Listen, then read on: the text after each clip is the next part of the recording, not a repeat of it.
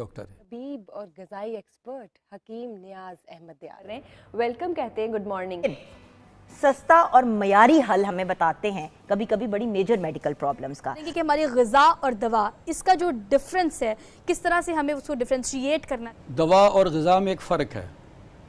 ग़िज़ा जो है वो हमारे बदन का ईंधन है, फ्यूल है, और दवा जो है वो जस्ट लाइक अ मैकेनिक, उसने हमारे जिस्म में पैदा होने वाली जो ख़राबी होती है उसको दुरुस्त करना है। यहाँ पे नुसरबाज बहुत बैठे हुए हैं। तबीब का मतलब तो यह है कि वो आपके पूरे जिस्म का मालिज है। क्या बात, क्या जो बात। मालिज होते थे वो रूह और जिस्म दोनों के मालिज होते।